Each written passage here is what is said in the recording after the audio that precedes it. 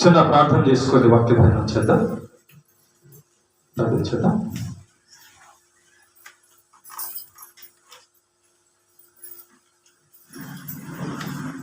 పరలోకమందున మా కన్న తండ్రి, నీ యొక్క పరిశుద్ధమైన పాదాలకు నమస్కారం తెలియజేస్తూ ఉన్నాం. మరొక పునరుత్థానపు దినాన్ని మాకు అనుగ్రహించినందుకు స్తోత్రాలు. మా జీవితాలు బాగుపడడానికి నీవు ఇచ్చిన వాక్యంలో నుంచి మేము ధ్యానము చేయబోతూ ఉంటుండగా వినగల చెవులను, గ్రహించగల మనస్సును దయచేయండి. అభ్యంతరపరచ చూచే సాతాను దురాత్మ చీకటి శక్తుల ప్రభావాన్ని తొలగించి ఉన్నతంగా సత్యంగా నేర్చుకున్నట్లుగా బలపరచండి. నీ పక్షాన నీవు నిలబెట్టుకున్న నీ దాసునైనా నేను అల్పజ్ఞుడను, పాపిని, నిష్ప్రయోజకుడను. కేవలం నీ ప్రేమ, నీ కృప చేత నీవు నిలబెట్టావు. మా అందరితో మాట్లాడి నీవు మహిమ పొందమని ప్రభు అయిన యేసు క్రీస్తు పేరిట ఈ ప్రార్థన మీకు సమర్పిస్తున్నాము తండ్రి, ఆమేన్. ప్రేమన దేవుని పిల్లరా, గత 2-3 వారాల నుంచి ఏ భక్తుని యొక్క జీవితాన్ని మనం ధ్యానం చేస్తున్నామో, యోబు గారు భక్తుని యొక్క జీవితాన్ని మనము ధ్యానం చేస్తూ ఉన్నాం. కాబట్టి ఈ యొక్క భక్తుని జీవితంలో ధ్యానం ఈరోజు మనం చేయబోయేటటువంటి విషయాల వచనాలు బుక్లో రాసుకునే వాళ్ళకి మీకు చెప్తాను, దయచేసి రాసుకోండి. యోబు గ్రంథము 1వ అధ్యాయము 6, 7, 8, 12 వచనాలు, 9, 10, 11 వచనాలు, తర్వాత 14, 15 వచనాలు, 17, 18, 19 వచనాలు. ఇవి 1వ అధ్యాయంలో. తర్వాత 2వ అధ్యాయంలో 1వ వచనము, 2వ వచనము, 3వ వచనము, 4వ వచనము, 5వ వచనము, 6వ వచనము, 7వ వచనము, 8వ వచనం, 9, 1 నుంచి 9 వరకు వచనాలు. ఓకే, ఇంకొకటి కూడా రాసుకోండి. 1వ అధ్యాయము 20 నుంచి 22 వరకు, 2వ అధ్యాయము 10వ వచనం. ఓకేనా? అందరు రాసుకున్నారా? సరే, ఇప్పుడు ధ్యానంలోకి వెళ్దాం. మనము భక్తుల యొక్క జీవితాలు ధ్యానం చేయాలని, నేర్చుకోవాలని, తెలుసుకోవాలని దేవుడు మనకు పరిశుద్ధ గ్రంథమైన బైబిల్లో తన మాటలు రాయించాడు. కనుక మనం ఈ లోకంలో బతుకుతున్నప్పుడు మనం దేన్నో ఒక దాన్ని చూసి అనుసరించాలని దేవుడు మనకు పరిశుద్ధ గ్రంథాన్ని ఇచ్చాడు.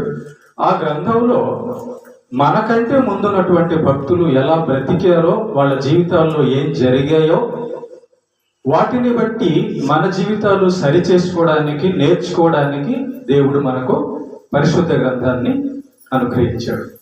కనుక ఆ గ్రంథాన్ని ఆధారంగా, మూలంగా, నమ్మకంగా ఎవరైతే చదువుతారో, ధ్యానిస్తారో వారు అలాంటి భక్తులుగా మారుతారు. అలా యోబు గారి యొక్క జీవితాన్ని మనం ధ్యానం చేస్తూ ఉన్నప్పుడు యోబు గారు దేవునిని ప్రేమించాడు. యోబు గారు దేనిని ప్రేమించలేదు, యోబు గారు దేవునిని ప్రేమించాడు. ఈ మాట బాగా మీ మదిలో నాటినవ్వండి. దేవునిని మాత్రమే ఆశించిన యోబు గారు. టైటిల్ 3వ పాట, 4వ పాట, 3. దేవునిని మాత్రమే ఆశించిన యోబు గారు. అదేంటి, ఈ లోకంలో వెండి బంగారాలు, మనుషులు, ఆరోగ్యాలు, సంతోషాలు, ఆహారాలు చాలా ఉన్నాయి కదా, ఆస్తులు అన్నీ. మరి వీటిని ఆశించని యోబు గారు దేవునిని మాత్రమే ఆశించారా అని మనం ఆలోచన చేస్తే, ఈరోజు మనము యోబు గారి గురించి ఎక్కువ సమాచారంలోకి వెళ్ళకపోవడం లేదు, కానీ ఈ యోబు గారి యొక్క జీవితంలో ఈ యోబు గారి యొక్క జీవితాన్ని ఆధారంగా ఒక ఇద్దరు మాట్లాడుకున్నారు. యోబు గారి గురించి సంభాషణ జరిగింది ఒక ఇద్దరికి. ఆ టాపిక్ ని ఈరోజు మనం నేర్చుకోబోతున్నాం జాగ్రత్తగా. యోబు గారి గురించి సృష్టికర్త అయిన యెహోవా దేవుడును, యోబు గారి గురించి పాప పురుషుడైన అపవాది అయిన అబద్ధికుడైన సాతానును వీరిద్దరూ డిస్కషన్ చేశారు. సంభాషణ, వాదన జరిగింది వాళ్ళిద్దరి మధ్యలో. ఆ టాపిక్ ఈరోజు మనం ధ్యానం చేయబోతున్నాం. యోబు గారి శ్రమల గురించి మనం ధ్యానం చేయబోవడం లేదు. యోబు గారి జీవితంలో దేవుడు, సాతాను వీరిద్దరు ఏం మాట్లాడుకున్నారు యోబు గారి గురించి, ఆ టాపిక్ ఈరోజు మనం నేర్చుకుంటాం. జాగ్రత్తగా ఫాలో అవ్వండి, ఓకేనా? ప్రేమైన దేవుని బిడ్డలారా, గుర్తుపెట్టుకోండి, మనుషులు దేవుణ్ణి నమ్ముతారు, మంచిది, సత్యమే, నమ్మాలి కూడా. అయితే దేవుడు ఒక మనిషిని నమ్మడం అనేది గొప్ప విషయం. నమ్మకం అనేది గొప్ప విషయం అయితే, మనుషులు దేవుణ్ణి నమ్మడం అనేది ఒక విషయం అయితే, దేవుడే ఒక మనిషిని నమ్ముకోవడం అనేది చాలా గొప్ప విషయం. బైబిల్లో మనకి దేవుడు నమ్మిన మనుషులు కనబడతారు. కొంతమంది కనబడతారు. రత్నాలు, ముత్యాలు, వజ్రాలు, బంగారం అంటామే, వాటిని మించిన వారు దేవునికి ఇష్టం. దేవుడే యోబుని నమ్మాడట. దేవుడు యోబుని నమ్మాడట. ఎంత గొప్ప విషయం ఆలోచించండి. ఆయనేమో మనల్ని నమ్ముకోమంటాడు, మీరు నన్ను నమ్ముకోండి అంటాడు. కానీ ఈయనేమో యోబుని నమ్మాడు. అదే మనం ఈరోజు ధ్యానం చేయబోతున్నాం. యోబు విషయంలో దేవునికి సాతానికి మధ్య జరిగినటువంటి సంభాషణ. ప్రకటన గ్రంథము 17వ అధ్యాయము 14వ వచనం కూడా నోట్ చేసుకొని చదువుదాం. ఈ మాట చదువుదాం. ప్రకటన గ్రంథము 17వ అధ్యాయము 14వ వచనం తీసిన వాళ్ళు ఎవరైనా చదవండమ్మా. ప్రకటన గ్రంథము 17వ అధ్యాయము 14వ వచనం. వీరు గొర్రె పిల్లతో యుద్ధము చేతురు గాని, అందరు చదవండి తీసినా. గొర్రె పిల్ల ప్రభువులకు ప్రభువును, రాజులకు రాజునై ఉన్నందున తనతో కూడా ఉండిన వారు, పిలువబడిన వారై, ఏర్పరచబడిన వారై, నమ్మకమైన వారై ఉన్నందునను ఆయన ఆ రాజులను. ఏమండి, మనం నమ్మకంగా ఉంటే దేవుడు గెలవడం ఏంటి?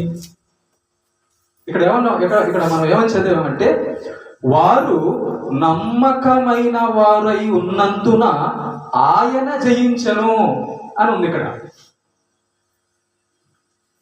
దేవుడికి బలం లేదా? ఆయన సొంతగా గెలవలేడా? మనం నమ్మకంగా ఉన్నందువల్ల ఆయన గెలవడం ఏంటి అంటే అర్థం ఏంటంటే, ఆయన సొంతంగా ఒక విషయంలో ఏదైనా పోరాడితే మాత్రం దేవుడు గెలుస్తాడు సాతానుతో ఖచ్చితంగా, దాంట్లో డౌట్ ఏం లేదు. ఎందుకంటే దేవుని ముందు, దేవుని బలం ముందు, దేవుని జ్ఞానం ముందు సాతాను కొంచెం కూడా పనికిరాడు. మరి ఆయన ఓడిపోయేది ఎక్కడ అంటే, తన స్వరూపంలో చేసుకున్న తన బిడ్డ తనను నమ్మక, తన మాట వినక సాతాను వైపు వెళ్ళినప్పుడు ఆ మనిషి విషయంలో దేవుడు ఓడిపోతాడు. ఒక చిన్న ఉదాహరణ చెప్తాను నీకు అర్థం కావడానికి. ఒక యవ్వన అమ్మాయి తల్లిదండ్రుల మాట వెనక ఒక పోకిరిగా తిరిగేవాడిని ప్రేమ పేరుతో వాడి దగ్గరికి వెళ్ళిపోయింది అనుకోండి.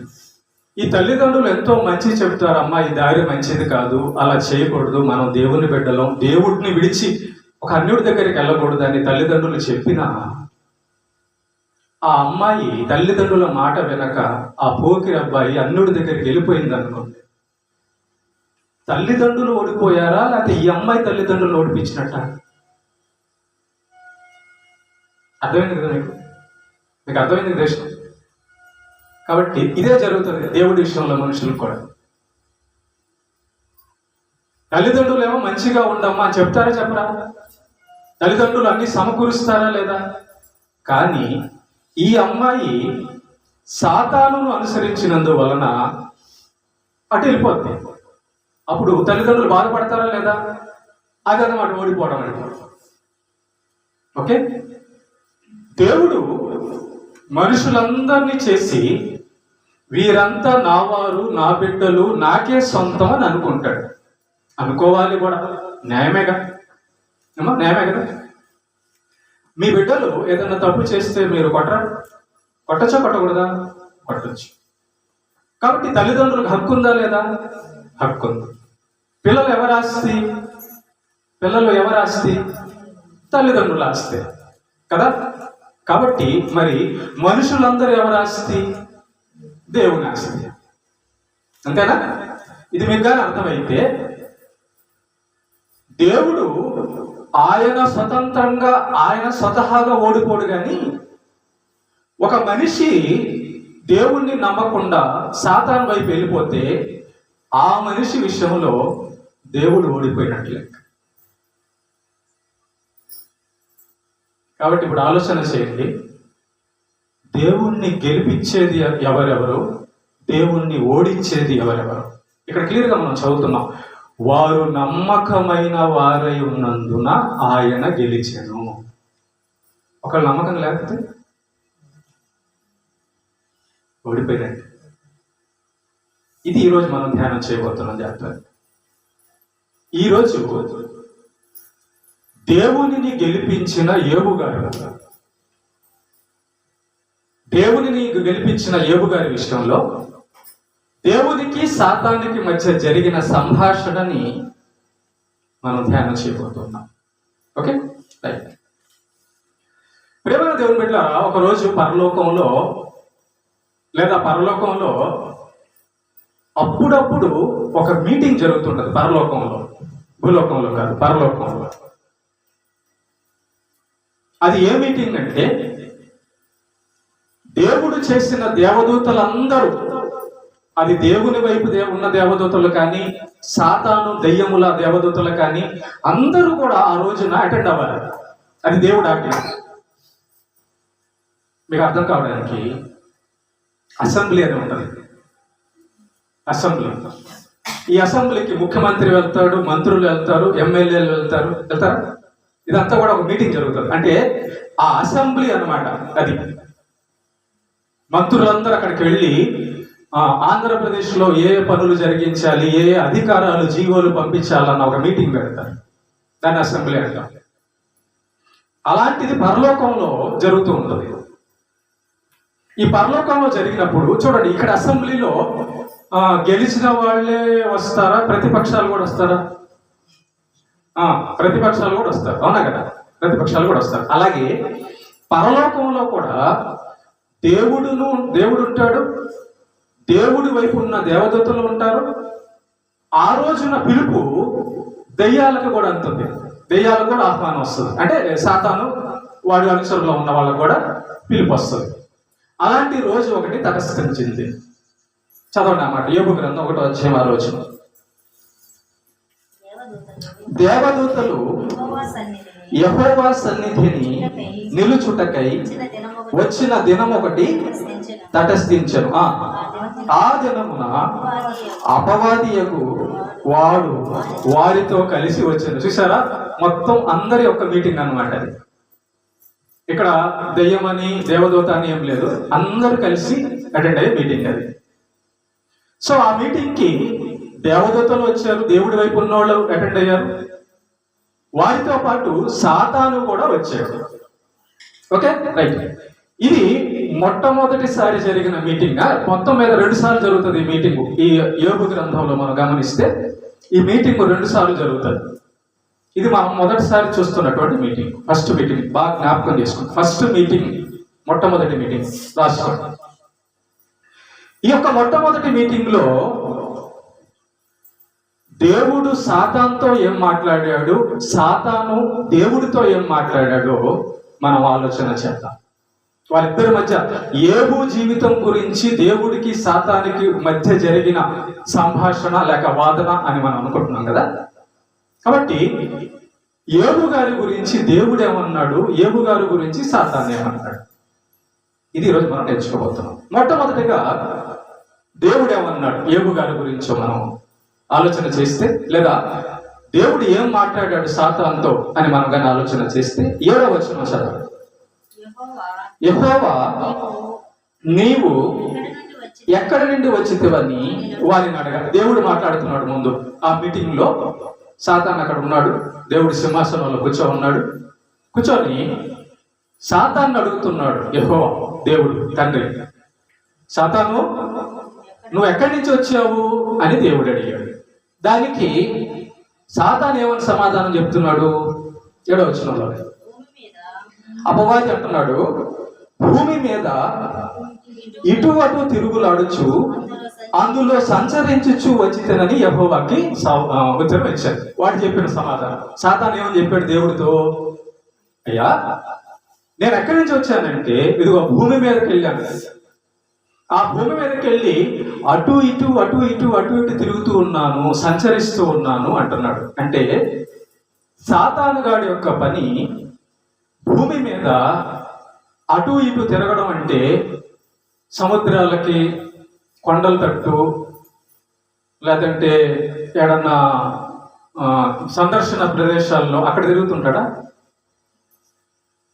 ఎక్కడ తిరుగుతున్నాడు? భూమి మీద అటు ఇటు అంటే మనుషుల దగ్గరికి తిరుగుతున్నాడని పేతురు గ్రంథంలో మనకు అర్థమవుతుంది. వాడు గర్జించే సింహము వలె ఎవరిని మీరు మింగుదునా అని తిరుగుచున్నాడు అని పేతురు గ్రంథంలో ఉంటది. వాడు ఎక్కడి నుంచి వచ్చాడంట? దేవుడితో చెప్తున్నాడు, అయ్యా నేను భూమి మీద మనుషుల అటు ఇటు అంటే ఒక మనిషి దగ్గర కాదు, అందరి దగ్గరికి వెళ్తున్నాడంట.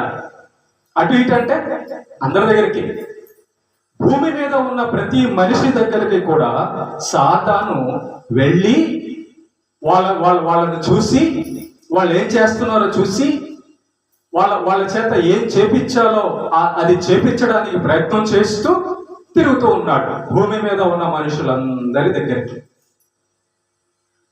ఏమండి, కోటాను కోట్ల మనుషులందరి దగ్గరికి సాతాను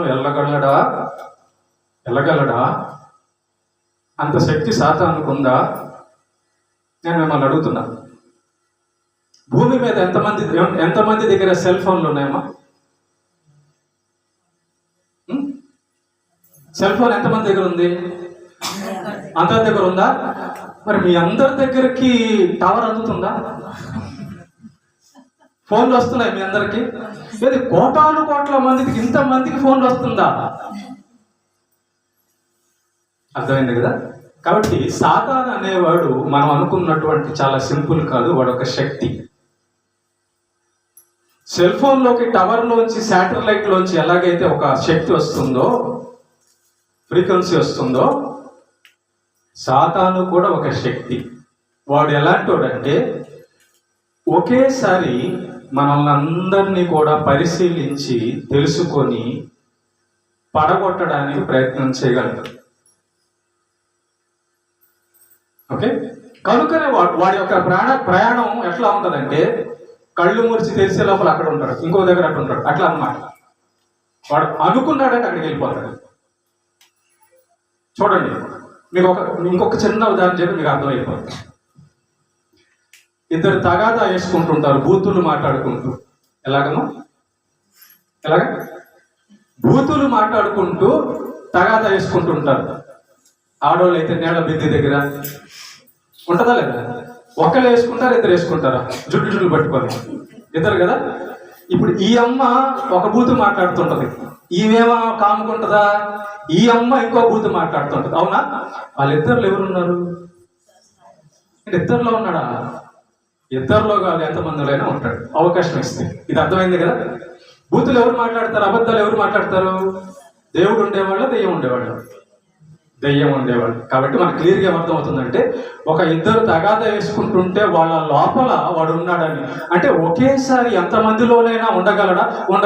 ఇంకో ఉదాహరణ మీకు కావాలంటే, మనమందరం దేవుని బిడ్డలమే, అవునా? నాలో దేవుడు లేడు అన్నోడి చేతులు ఎత్తారు. కానీ అంతమందిలో ఒకేసారి ఉంటాడు ఆయన, ఉండగలడు. అలాగే సాతాను కూడా ఉండగలడు. ఇది క్లియర్ మీకు, ఓకేనా? రైట్. వీడు భూమి మీద అటు ఇటు తిరుగుతూ ఎవరెవరు ఏం చేస్తున్నారో, ఎవరెవరి దగ్గర ఎలాంటి పరిస్థితులు ఉన్నాయో చూస్తూ సంచారం చేయడం వీడి పని. ఓకే, ఈ విషయాన్ని దేవుడికి చెప్పాడు. అయ్యా, నేను భూమి మీద అటు ఇటు తిరుగుతూ వచ్చాను అన్నాడు. రైట్. నెక్స్ట్ దేవుడు ఏమంటున్నాడు సాతానుతో? చదువు 8వ వచనం. అందుకు యెహోవా, నీవు నా సేవకుడైన యోబు సంగతి ఆలోచించితివా? అతడు యథార్థవర్తనుడును న్యాయవంతుడును అయి దేవుని యందు భయభక్తులు కలిగి చెడుతనము విసర్జించిన వాడు భూమి మీద అతని వంటి వాడెవడను. భూమి మీద ఎంతమంది ఉన్నారు యోబు ఉండే కాలానికి? చాలా మంది ఉన్నారు. చూడండి ఒకసారి జాగ్రత్తగా. మరి అంతమంది పేర్లు చెప్పకుండా, అంతమంది గురించి దేవుడు సాతానుతో మాట్లాడకుండా యోబు గారి గురించి మాత్రం ఎందుకు మాట్లాడుతున్నాడు ప్రత్యేకంగా అంటే, యోబు గారు ప్రత్యేకంగా ఉన్నాడు. ఆ భూమి మీద అప్పటి జనాంగంలో ఉన్న మనుషుల్లా కాకుండా యోబు గారిలో ప్రత్యేకమైన విషయం ఒకటి ఉంది కాబట్టి దేవుడు సపరేట్ గా ప్రత్యేకంగా సాతాను దగ్గర యోబు గురించిన ప్రస్తావన తెచ్చాడు.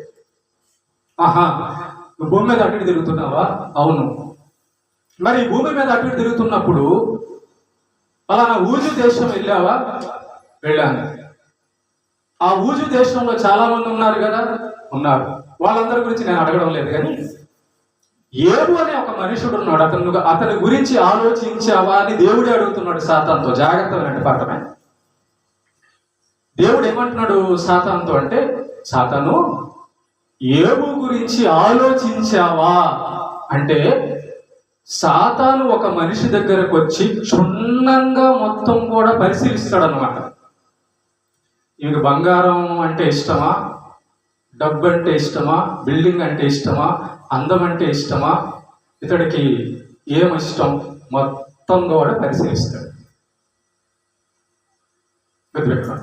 అందుకు దేవుడు సాతానుతో అంటున్నాడు, సాతాను, నువ్వు యోబు గురించి ఆలోచించితివా అని అడుగుతాడు దేవుడు. అప్పుడు సాతాను ఏం సమాధానం చెప్తున్నాడు?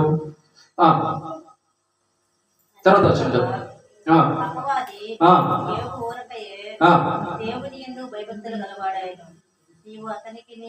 అని అడుగు. ఒక అపవాది, యోబు ఊరకయే దేవుని యందు భయభక్తులు కలవాడాయనా? నీవు అతనికి, అతని ఇంటి వారికి, అతని కలిగిన సమస్తమును చుట్టూ కంచె వేసిదివి కదా. నీవు అతని చేతి పనిని దీవించుచుండుట చేత అతని ఆస్తి దేశములో బహుగా విస్తరించున్నది. జాగ్రత్త, ఇక్కడ ఒక పాయింట్ ఉంది, మంచి పాయింట్. దేవుడు అన్నాడు యోబు గురించి సాతానుతో, నిజంగాండి ఈ మాట ఎందుకు అనలేదు దేవుడు యోబు గారి గురించి? సాతానా, యోబు దగ్గర ఎన్ని కేజీలు బంగారం ఉందో చూసావా? యోబు దగ్గర ఎలాంటి వజ్రాలు ఉన్నాయో చూసావా? యోబు వేసుకున్న బట్టలు ఎంత బాగున్నాయో చూసావా? యోబు కట్టుకున్న ఇల్లు ఎంత బాగుందో చూసావా? యోబు చేస్తున్న పని ఎంత బాగుందో చూసి ఇది ఎందుకు అడగలేదండి సాతాన్ని? మనం ఏం చేస్తుంటామంటే దేవుడి దగ్గరికి వచ్చి, దేవా నాకు ఒక బిల్డింగ్ ఇస్తే భలే సూపర్గా ఉంటాను నేను, నాకు ఒక బంగారం ఇచ్చావంటే, నాకు ఒక ఉద్యోగం ఇచ్చావంటే, నాకు ఆరోగ్యం ఇచ్చావంటే నేను బాగుంటాను. ఎక్కడ నరకం ఉన్నా?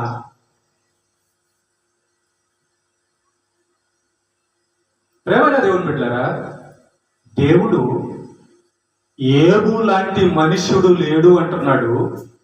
నా యందు ఎంత భయభక్తులు కలిగి ఉన్నాడో చూసావా అంటున్నాడు. యోబు యథార్థవంతుడు అంటున్నాడు. యోబు న్యాయవంతుడు అంటున్నాడు. యోబు చెడుతనమును విసర్జించిన వాడు అంటున్నాడు. వీటిలో డబ్బు కానీ వజ్రం కానీ బంగారం కానీ ఉందా? అంటే దేవుడు మనిషిలో ఏం చూస్తున్నాడు? హృదయాన్ని చూస్తున్నాడు. అంటే దేవుడు మనిషి క్యారెక్టర్ని చూస్తున్నాడు. దేవుడికి మనిషి నుంచి కావాల్సింది గుణం అండి. గుణం, పరిశుద్ధత, నీతి, నమ్మకం. భూమి మీద అప్పటికే ఎంతో మంది ఉన్నా ఏబు గారి గురించి దేవుడు సాతానుతో మాట్లాడుతూ, సాతాను ఏబు గురించి ఆలోచించితివా అని ఆస్తి గురించి చెప్పడం వల్ల క్యారెక్టర్ గురించి చెప్తున్నాడు. అప్పుడు సాతాను అంటున్న మాట బాగా వినండి.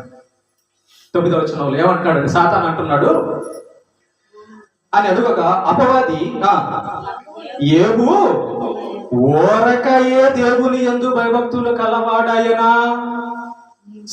ఒక నిమిషం, సాతాను ఏమంటున్నాడంటే, దేవా నువ్వు అంటున్నావు ఏబు యథార్థవంతుడు, న్యాయవంతుడు, భక్తిపరుడు, చెడుతనాన్ని విసర్జించేశాడు, ప్రార్థన చేస్తున్నాడు అని నువ్వు అంటున్నావు.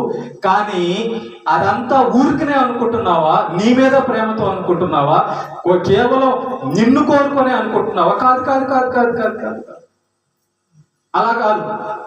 ఏబు ఊరకే భక్తి చేయడం లేదు, ఊరకే భక్తి. మనం చేయాల్సింది ఊరకే భక్త్యా, స్వస్థత వస్తే భక్త్యా? మనం చేయాల్సింది డబ్బు వస్తే భక్త్యా, పేదరికంలో భక్త్యా? మనం చేయాల్సింది ఇంట్లో బాగుంటే భక్త్యా, శ్రమలుంటే భక్త్యా? ఇక్కడ దెబ్బతింటారు చాలా మంది. భక్తి ఊరకే చేయవలసింది. దేవుడు గాలి మనం పీల్చడానికి ఎంత డబ్బు ఇస్తున్నాం దేవుడికి? మనం ఈ బాడీని దేవుడు తయారు చేశాడు కదా, ఎంత డబ్బు ఇచ్చాం దేవుడికి? మనలో ప్రాణం ఉంది కదా, ఎంత డబ్బులు ఇచ్చాం దేవుడికి? మనం పంట తింటున్నాం కదా, ఎంత డబ్బులు ఇచ్చాం దేవుడికి? కాలాన్ని ఎండ, వర్షం, మంచు అన్ని అనుభవిస్తున్నాం కదా, ఎంత డబ్బులు ఇచ్చాం దేవుడికి? పిల్లలు ఇచ్చాడు కదా, ఎంత డబ్బులు ఇచ్చాం దేవుడికి? భార్యని ఇచ్చాడు కదా, ఎంత డబ్బులు ఇచ్చాం దేవుడికి? తల్లిదండ్రులు ఇచ్చాడు కదా, ఎంత డబ్బులు ఇచ్చాం దేవుడికి? డబ్బులు మనం ఇస్తే ఆయన ఇచ్చాడా, ఊరకనే ఇచ్చాడా? చెప్పండమ్మా. అప్పుడు మనం ఆయన ఏమన్నా ఇస్తే భక్తి చేయాలా, ఊరకనే చేయాలా? టాలీ అయిపోయిందిగా, న్యాయమే కదా. అది సాతానుగా వాడు పట్టుకుంటాడు. గుర్తుపెట్టుకోండి. ఇక్కడికి వచ్చే వాళ్ళందరూ కూడా, యేసు ప్రభు దగ్గరికి వచ్చే వాళ్ళందరూ కూడా నాకు దేవుడే కావాలి, దేవుడు ఇచ్చేవి కాదు అనుకొని వస్తేనే నరకంలో పడకుండా ఉంటారు. నా కొడుకుని తీసుకెళ్ళిపోయాడు, మా ఆయన్ని తీసుకెళ్ళాడు, మా అమ్మని తీసుకెళ్ళాడు, నా ఆస్తి తీసుకెళ్ళాడు, నా అందం తీసుకెళ్ళాడు అంటే వారు పరలోకం వెళ్ళలేరు. ఊరకే భక్తి చేయాలి. దేనికి చేయాలి? ఊరకే చేయాలి. ఎందుకు ఊరకే చేయాలి? ఊరకే ఇచ్చాడు కాబట్టి. యేసు ప్రభు శిలువలో కార్చిన రక్తం, శరీరం డబ్బులు పెట్టి కొన్నదా? ఊరికినా? ఊరకే. ఓకే. అప్పుడు సాతాను అంటున్నాడు దేవుడితో, భలేవాడివి దేవా, ఏబు ఏమన్నా ఊరకనే చేస్తున్నాడు, చర్చికి ఊరకనే వస్తున్నారా అనుకుంటున్న వాళ్ళు అంటాడు. మన విషయం అయితే చెప్పండి, నిజంగా చెప్పేసేయండి. ఊరకే వస్తున్నారా? అయ్యా నన్ను ఏమైనా బాగు చేస్తావా, నాకేమైనా ఉద్యోగం ఇస్తావా, నాకేమైనా డబ్బులు ఇస్తావా, నాకేమైనా పెళ్లి చేస్తావా అని వస్తున్నావా? నిజం చెప్పండి. ఏబు గారి విషయంలో సాతాను అంటున్నాడు, ఏబు నీతిమంతుడు, యథార్థవంతుడు, భయభక్తులు కలిగి ఉన్నాడు అంటున్నావు దేవా, నువ్వు ఊరకనే అనుకుంటున్నావా అని అన్నాడు సాతాను. అప్పుడు దేవుడు అన్న మాట సూపర్. ఇక్కడ దేవుడు ఏబుని నమ్ముతున్నాడు. దేవుడు ఏబుని నమ్ముతున్నాడు. ఏమంటున్నాడు చూడండి. అప్పుడు ఏమంటున్నాడు? 12వ వచనం చదవండి. యెహోవా అతనికి కలిగిన సమస్తమును నీ వశమునున్నది, అతనికి మాత్రము ఏ హానియు చేయకూడదని అపవాదికి సెలవయ్యగా. చూడండి ఒక నిమిషం, 11 కూడా చదువుదాం. ఇప్పుడు సాతాను ఏమన్నాడంటే, దేవా ఊరికనే ఏమీ చేయడం లేదు, నువ్వు అన్ని ఇచ్చావు కాబట్టి, అందుకు నువ్వు ఇచ్చినందుకు ఏబు నీకు భక్తి చేస్తున్నాడు, నువ్వు ఇస్తావని ప్రార్థన చేస్తున్నాడు, నువ్వు ఇచ్చావని మందిరానికి వస్తున్నాడు. అంతేగాని నువ్వు ఇవ్వకుండా చూడు ఒకసారి, నువ్వు స్వస్థపడకుండా చూడు ఒకసారి, చేస్తాడేమో అంటున్నాడా? 11వ వచనం చదువు. 11వ వచనం చదువు. అయినను 10 నీవు అతనికి అతని ఇంటి వారికి అతనికి కలిగిన సమస్తమును చుట్టూ కంచె వేసితివి కదా. నీవు అతని చేతి పనిని దీవించుచుండుట చేత అతని ఆస్తి దేశములో బాగా విస్తరిస్తున్న జాతర. నష్టం వచ్చిందంటే మనం దేవుణ్ణి అడుగుతాము, దేవా ఈ నష్టం ఎందుకు చేశావు? ఎవరైనా చనిపోతే, దేవా ఎందుకు చంపావు మా ఊరిని? ఆరోగ్యం ఏదన్నా పాడైతే, దేవా నన్ను ఎందుకు ఇట్లా చేసేసావు అని మనం అడుగుతాం కదా. యోబు గారి విషయంలో సాతాను ఏమంటున్నాడంటే, నీవు అతనికిని అతని ఇంటి వారికిని అతనికి కలిగిన సమస్తమునకు చుట్టూ కంచె వేసితివి. చూడండి, యోబు గారి వలన యోబు గారి ఆస్తికి యోబు గారి ఇంటికి కంచె పడుందంట. ఏం పడుందమ్మా? ఈ కంచె ఉందని వీడికి ఎట్లా తెలిసింది? సాతానికి ఎట్లా తెలిసింది అంటే, భూమి మీద తిరుగుతున్నాడు కదా, ఎవరి దగ్గర కంచె ఉందో లేదో. ఇప్పుడు మన ఇంటి చుట్టూ గోడ కట్టుకుంటాంగా, కట్టుకోమా? ప్రహరీ గోడ, గేట్ వేసుకుంటామా? కిటికీలు పెట్టుకుంటామా? తలుపులు పెట్టుకుంటామా? ఎందుకమ్మా? దొంగలు రాకుండా, కుక్కలు రాకుండా. అంతేనా? లేకపోతే ఊరికినేనా? అందుకోసమే. మరి ఈ సాతాన్ అంట ప్రతి భూమి మీద ఉన్న మనుషుల దగ్గరికి వెళ్ళినప్పుడు అంట, ఎవరి దగ్గర కంచె ఉందో ఆ కంచెను దాటలేడు. దేవుని కంచె. ఎవరి దగ్గర కంచె లేదో వాళ్ళని పడగొడుతుంటాడు. గుర్తుపెట్టుకోండి, సాతాను ఎవరిని టచ్ చేయగలడంటే కంచె లేని వారిని. కంచె ఏంటి? కంచె అంటే డబ్బా, కంచె అంటే గన్న, కంచె అంటే కత్తె, కంచె అంటే మనిషి. కంచె అంటే దేవుడు, దేవుని ఆజ్ఞలు, వాక్యం పాటించుట, నమ్మకం. సాతాను యోబు దగ్గరకు వచ్చినప్పుడు ఎలా లేకపోతున్నాడు అంట. ట్రై చేశాడు. సాతానే చెప్తున్నాడు ఆ మాట, దేవా నువ్వు యోబుకి కంచేస్తున్నావు, యోబు ఆస్తికి కంచేస్తున్నావు, యోబు ఇంటి వారికి కంచేస్తున్నావు. యోబు పని చేసేటప్పుడు కూడా ఆ పనిలో కూడా కంచె ఉంది. మనలో చాలా మంది నష్టపోతుంటారు ఏదన్నా పని చేసేటప్పుడు. దాని అర్థం ఏంటంటే కంచె లేదన్న. పొలాల చుట్టూ పొలం వేసిన తర్వాత కంచె కట్టుతారు, కరెంటు పెడతారు. తెలుసా ఎందుకు? ముళ్ళ పందులు వస్తాయి. ఏదైనా పందులు ఏదైనా వచ్చి పాడు చేస్తారు. అవునా? కంచె అందుకే కడతాం. మనం బోర్డర్ కూడా అందుకే కట్టుకుంటాం. సాతాన్ అంట చూశాడంట. యోబు గారి దగ్గరికి వచ్చి చూసినప్పుడు, యోబు గారి గురించి ఆలోచన చేసినప్పుడు, యోబుని పాడు చేయాలని చూసినప్పుడు, యోబుని తాకాలని చూసినప్పుడు, సాతాను వల్ల కాలెత్తుగో, దేవా నువ్వు యోబుకి కంచేస్తున్నావు కదా, యోబు ఇంటికి కంచేస్తున్నావు, యోబు ఇంటి వారికి కంచేస్తున్నావు కాబట్టి నేను తాకలేకపోయాను. అయినా నువ్వు అనుకుంటున్నావు, ఏమనుకుంటున్నావు అంటే, యోబు గారు ఊరకనే భక్తి చేస్తున్నాడని నువ్వు అనుకుంటున్నావు. లేదు అంట కాదు. నువ్వు యోబు గారికి బాగా డబ్బులు ఇచ్చావు. యోబు గారిని ఆ దేశంలో బాగా ధనవంతుని చేశావు. యోబు గారికి పిల్లల్ని ఇచ్చావు. యోబు గారికి ఆరోగ్యం ఇచ్చావు. యోబు గారికి భార్యని ఇచ్చావు.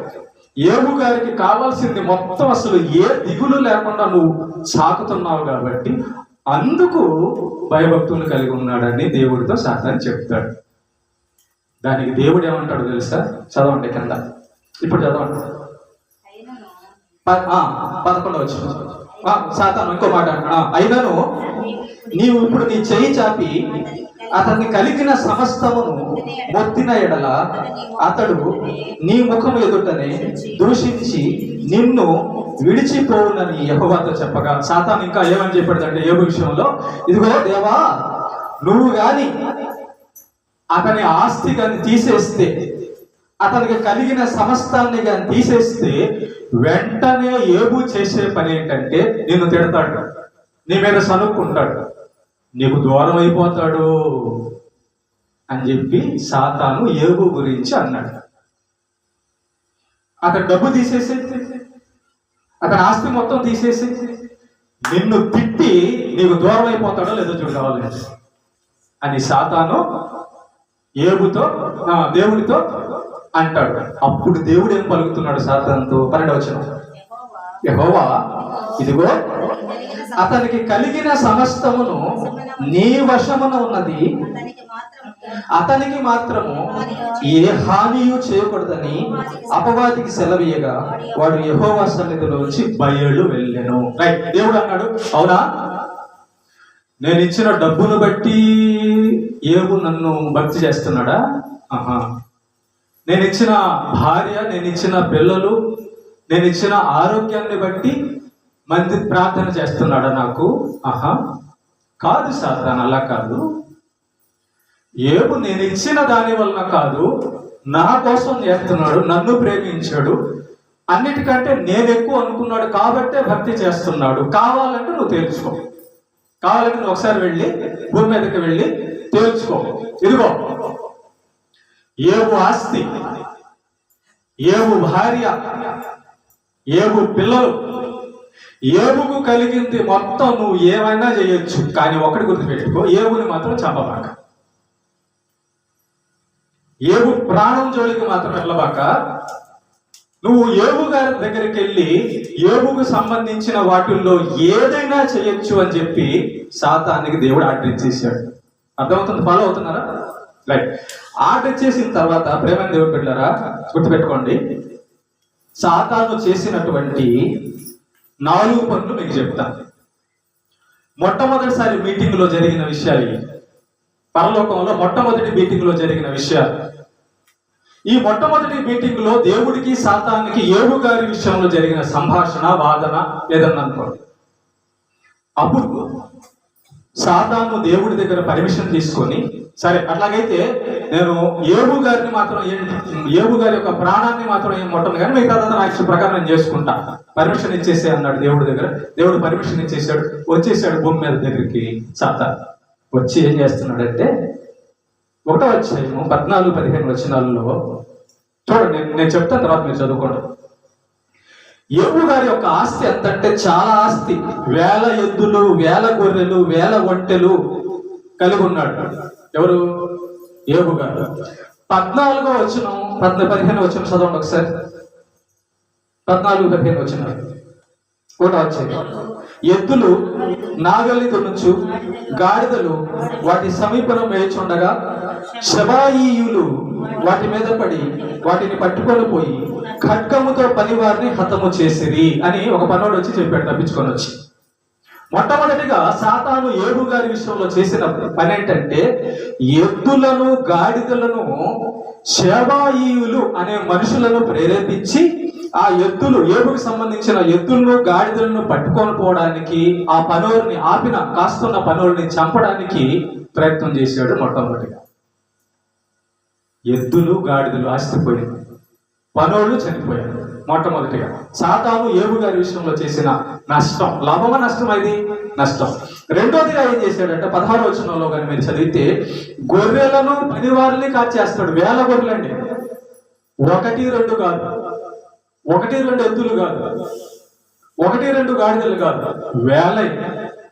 ఈ రోజున ఒక గొర్రె 20,000, 30,000, 40,000 అమ్ముతుంది. 100 గొర్రెలు ఉంటే 100 గొర్రెలు ఉంటే లక్షాధికారి. అవునా? 100 గొర్రెలు ఉంటే లక్షాధికారి. 2000 గొర్రెలు ఉంటే కోటీశ్వరుడు. ఇన్ని గొర్రెలు, ఇన్ని ఎద్దులు, ఇన్ని గాడిదలు చనిపోతే ఎంత ఆస్తి నష్టం ఒకసారి ఆలోచించండి. గాడిదలు, ఎద్దులు, గొర్రెలు మాత్రమే కాకుండా ఏబుకి యొక్క పనివారు, వాళ్ళ ఇంట్లోనే ఉండే పనివారు, వాళ్ళ సొంత మనుషులు లాంటి పనులందరూ కూడా చనిపోయారు. చంపేశాడు సాతాను. రెండోదిగా. మూడోదిగా ఒంటెలు. 17వ వచనాన్ని మనగా చదివితే 17వ వచనంలో ఏబుకున్నటువంటి ఒంటెలన్నిటినీ కూడా ఏం చేస్తాడు? కల్దీలు పట్టుకొని పోయి ఆ ఒంటెలను మేస్తున్నటువంటి పనివారిని కూడా చంపేస్తాడు. మూడవది. 4వది ఏం జరుగుతుంది? 18-19 వచనాలు చదవండి. 18-19 వచనాలు. అతడు మాటలాడుచుండగా వేరొకడు వచ్చి, నీ కుమారులను, నీ కుమార్తెలను తమ అన్న ఇంట భోజనము చేయించు ద్రాక్షారసము పానము చేయుచుండగా గొప్ప సుడిగాలి అరణ్య మార్గముగా వచ్చి ఆ ఇంటి 4 మూలలను కొట్టగా అది యవనుల మీద పడినందున వారు చనిపోయిరి. చూడండి, ఆస్తి 1000 కోట్ల ఆస్తి పోయింది, కన్న బిడ్డలు చనిపోయారు. ఇదంతా చేసింది సాతాను. ఇప్పుడు యోబు గారు ఆస్తి పోయినప్పుడు ఏమన్నా దేవుణ్ణి దూషించాడా? పనివారు చనిపోయినప్పుడు ఏమన్నా దేవుణ్ణి దూషించాడా? సొంత కన్న బిడ్డలు, ఎంతమంది పిల్లలు తెలుసా? 7 మంది కుమారులు, 3 కుమార్తెలు, 10 మంది బిడ్డలు, ఒకరు కాదు, ఇద్దరు కాదు. ఈ బిడ్డలందరూ చనిపోయినప్పుడు యోబు గారు బిడ్డల చావుని చూసి దేవుణ్ణి తిట్టాడా? దేవుణ్ణి సనుక్కున్నాడా? దేవుణ్ణి కొనుక్కున్నాడా? ఓకే, అది యోబు గారి గురించి తర్వాత మనం ధ్యానం చేద్దాం. దేవుడికి సాతానుకి మధ్య జరిగిన సంభాషణ మాత్రం ఈరోజు మనం ధ్యానం చేస్తాం. సాతాను ఏం చేశాడంటే ఆస్తిని పోగొట్టేశాడు, పిల్లలను చంపేశాడు. ఓకేనా? రైట్. ఇది మొట్టమొదటి దశలో, మొట్టమొదటి మీటింగ్ జరిగిన తర్వాత జరిగిన సంభాషణ. ఓకే, గుర్తుపెట్టుకోండి. తర్వాత ఏం పలికాడు తర్వాత నేను చెప్తాను. ఏమేం జరిగింది యోబుకి? ఆస్తి మొత్తం పోయింది, బికారి అయ్యాడు. మన భాషలో చెప్పుకోవాలంటే ₹1 లేకుండా బజార్లో పడ్డాడు.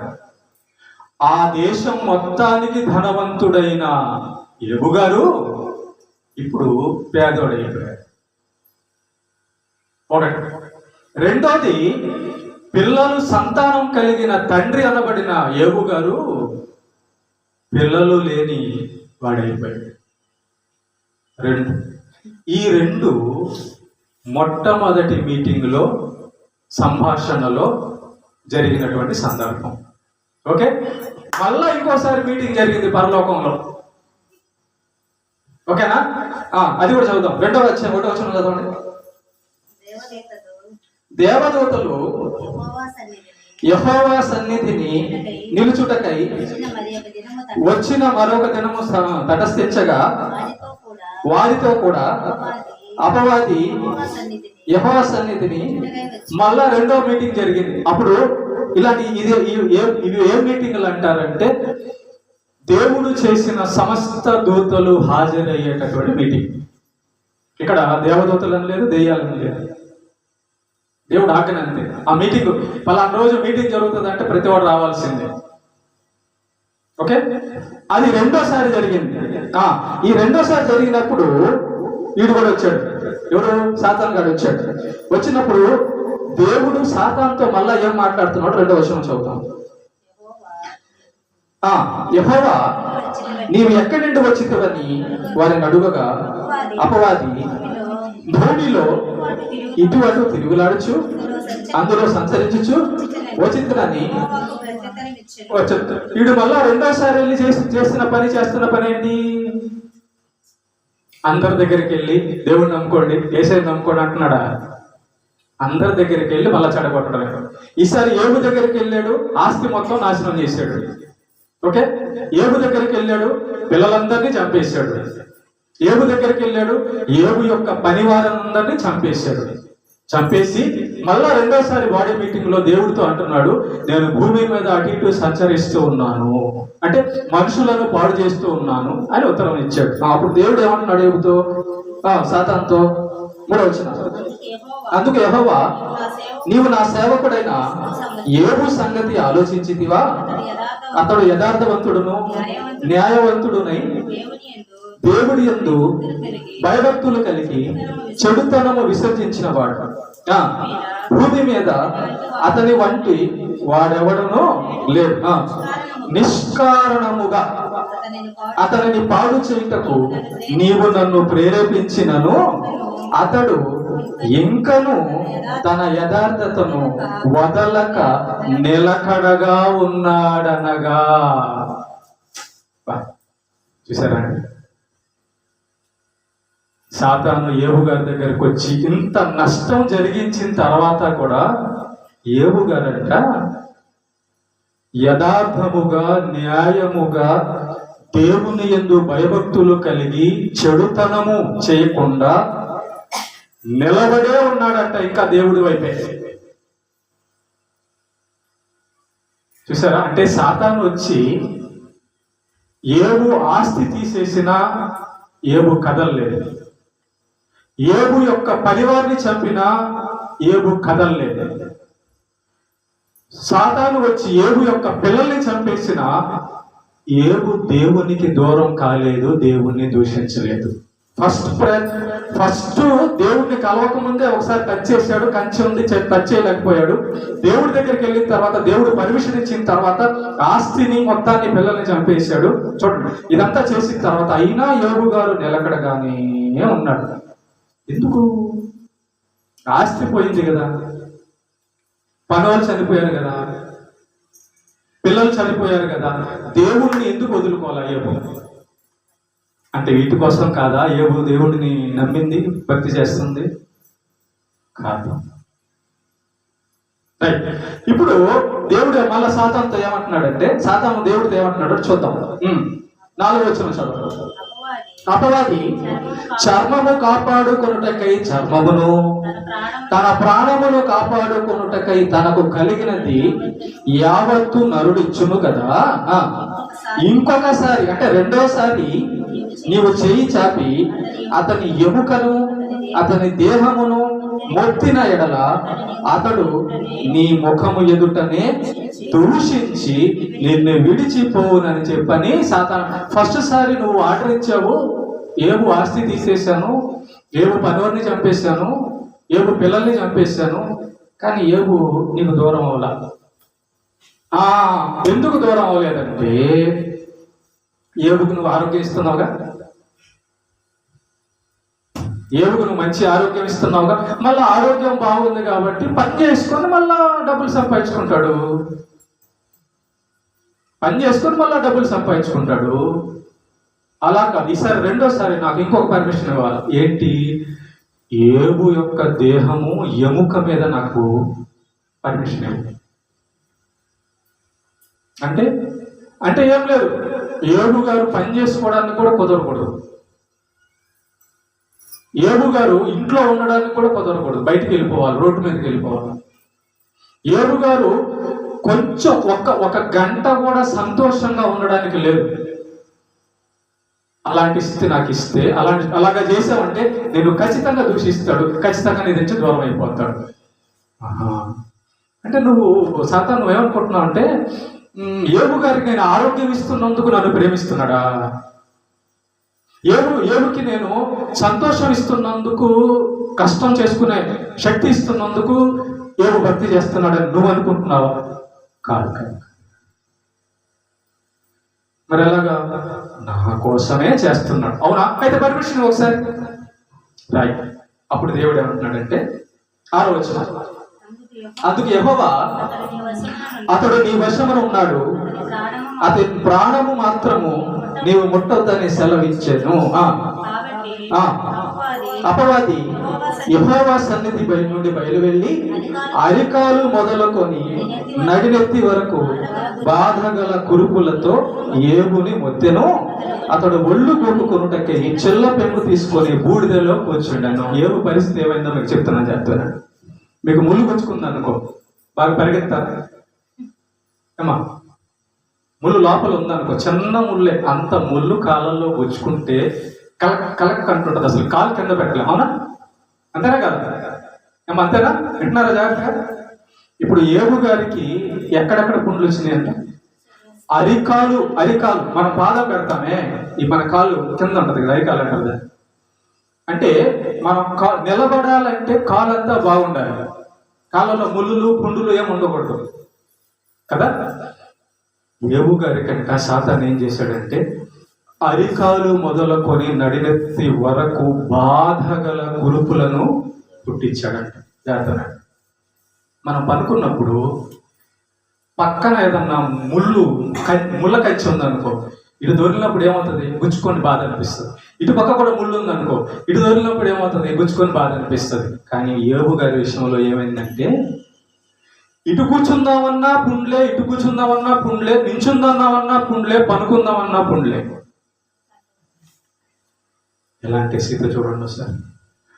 ఒక గంట సంతోషం లేదు, గంట సంతోషం లేదు, ఒక గంట సంతోషం లేని పరిస్థితి యోబు గారికి వచ్చేసింది. యోబు గారి స్థితి ఎలాగైపోయిందంటే కింద ఉండదు చూడండి మనకి. అసలు అతని స్థితి ఏ విధంగా సాతాను మార్చేశాడంటే చూడండి ఒకసారి 12వ వచనం. యోబు గారి యొక్క స్నేహితులు ఉన్నారు. వాళ్ళు యోబు గారి దగ్గరికి వచ్చినప్పుడు యోబు గారి స్థితి గురించి మాట్లాడుతున్నారు. 12వ వచనం చదవండి ఒకసారి. స్నేహితులు వచ్చి వారు వచ్చి దూరముగా నిలబడి కన్నులెత్తి చూచినప్పుడు అతనిని పోల్చలేక, అంటే అర్థం ఏంటి? గుర్తుపట్టలేకపోయారు. మీరు ఎప్పుడన్నా ఒక విషయం గమనించారా? బాగా లావుగా దిట్టంగా ఉన్నవాడు అనారోగ్యం చేసి అన్నం తినలేక మంచంలో ఎముకల గూడైపోయినప్పుడు చూసినప్పుడు ఇతనేనా అతనా కాదా అనిపిస్తుంది.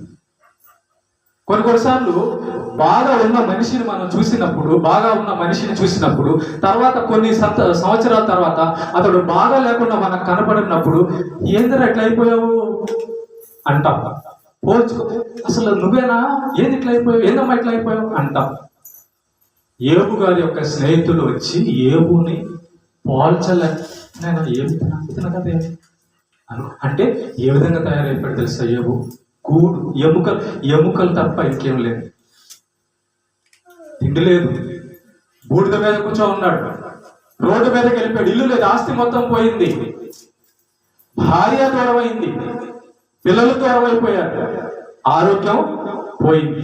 ఇంకా 13 వచ్చిన చదువు 11. అతని బాధ అత్యధికముగా ఉండేను. చాలు, ఎలా ఉండదంట? అత్యధికము. టోటల్ గా చూస్తే యోబు గారి ఆస్తిని తీసేశాడు, యోబు గారి యొక్క పిల్లల్ని చంపేశాడు, యోబు గారి యొక్క ఆరోగ్యాన్ని కూడా సాతాను తీసేశాడు. ఇప్పుడు సాతాను అనుకున్నది మొత్తం దేవుడు ఆర్డర్ ఇచ్చాడు, ఒకటి తప్ప, ప్రాణం తప్ప. ఓకే, ఇంతవరకు మీరు క్లియర్ కదా? ఇప్పుడు యోబు గారు అన్న మాట ఒకసారి మనం చదువుదాం. 1వ అధ్యాయం 1వ అధ్యాయము 20 నుంచి 22 వరకు చదవండి. అప్పుడు యోబు లేచి తన పై వస్త్రమును చింపుకొని తల వెంట్రుకలు గొరిగించుకొని నేల మీద సాష్టాంగపడి నమస్కారము చేసి ఇట్లా నేను నా తల్లి గర్భములో నుండి దిగంబరినై వచ్చి తిని దిగంబరినై అక్కడికి తిరిగి వెళ్ళేదను.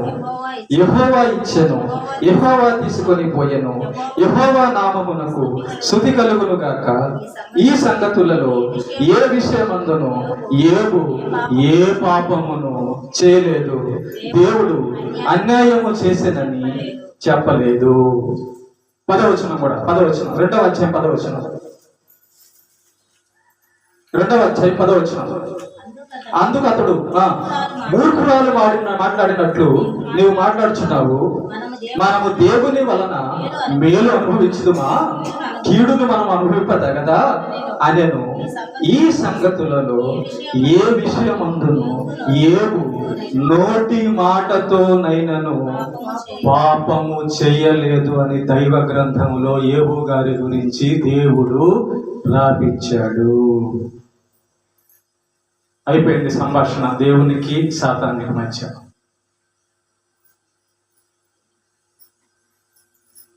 సాతాను యోబు గారి దగ్గరకు వచ్చి మొత్తం తీసేసాడు, ప్రాణం తప్ప మొత్తం తీసేసాడు. ప్రాణం తప్ప మొత్తం తీసేసిన యోబు గారు దేవుణ్ణి ఎందుకు వదలలేదంటే యోబు గారికి కావలసింది ఆస్తి, భార్య, అందము, ఆరోగ్యం కాదు, నజరేయుడైన యేసుక్రీస్తు.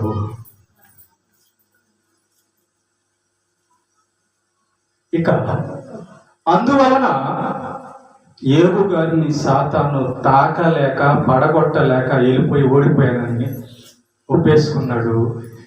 ఏబు గారిని నమ్మినందుకు ఏబు గారి వలన దేవుడు సాతాన్ని గెలిచాడు. ఏబు గారు ఊరకే భక్తి చేశాడు. ఏబు గారు ఊరకే భక్తి చేశాడు. నువ్వు ఏం భక్తి చేస్తున్నావు? దేవుణ్ణి గెలిపించే భక్త, దేవుణ్ణి ఓడించే భక్త? ఈరోజు పలానా ఇంటికి నేను కొంతమంది బంధువులు పంపిస్తా, చూడు నువ్వు చర్చి 10 గంటలకు కదా స్టార్ట్ చేసేది, 11 గంటలకు వచ్చింది చూడు కావాలంటే. అప్పుడు దేవుడు మనల్ని నమ్ముతాడా? లేదు. బంధువులు వచ్చినా, భర్త మోసం తెచ్చినా అలా చేయదు. కరెక్ట్ 10 గంటలకు వచ్చేస్తుంది.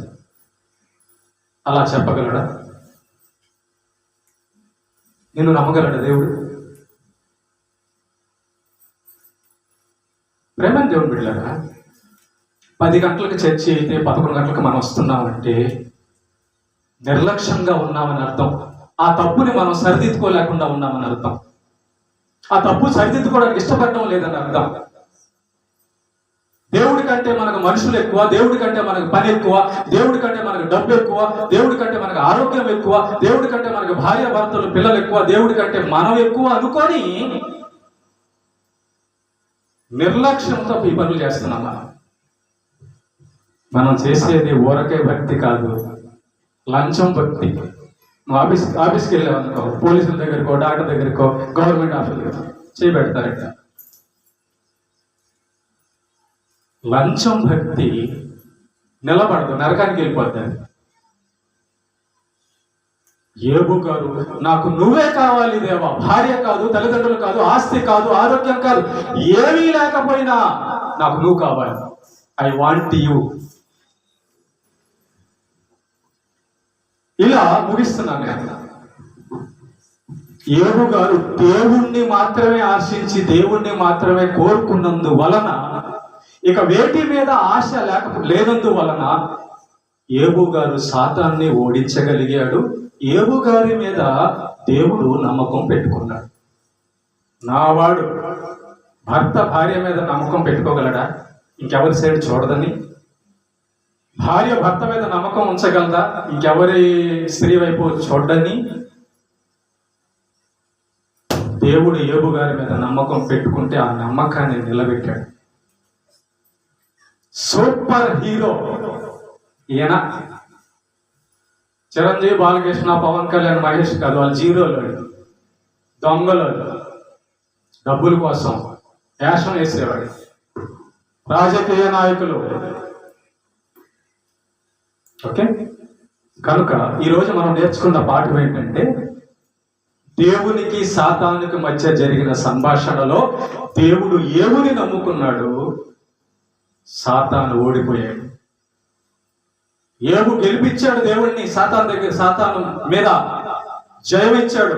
దేవా, నేను నీ వైపే ఉంటా, నువ్వు ఆరోగ్యంతి, ఆస్తి, భార్యంతి, పిల్లలంతి, నేను నీ వైపే ఉంటా, నేను నీకు గెలిపిస్తాను, నాకు నువ్వు కావాలి అని గెలిపించాడు.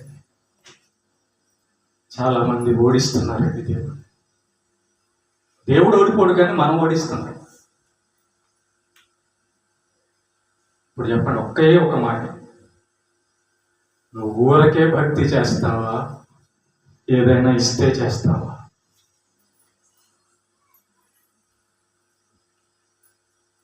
అమ్మా, డబ్బులు ఇస్తే నిన్ను చూస్తా, నాన్న డబ్బులు ఇస్తే నిన్ను చూస్తా, డబ్బులు ఇలేదనుకో, నువ్వు నాకు ఉపయోగపడటం లేదనుకో, అనాథాశ్రమంలో చేర్పిస్తా.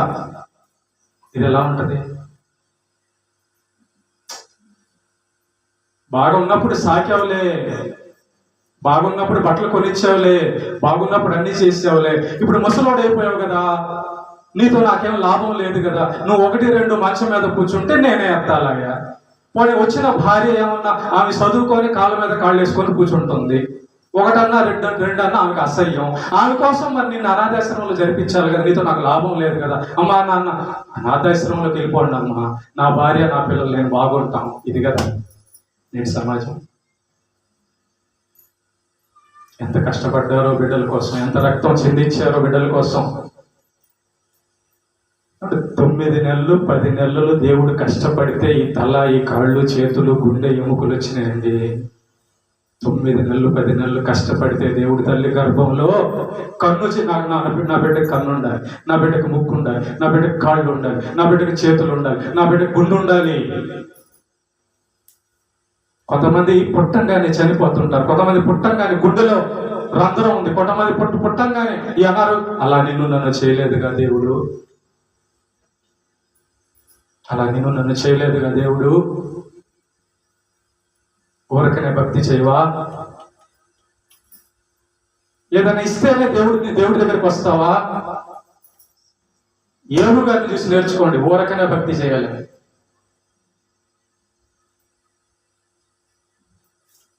ఈ సంగతులలో యోబు గారు నోటి మాటతోనైనాను దేవుని దూషించలేదు. ఏం స్టేట్మెంట్ ఇచ్చాడు దేవుడు.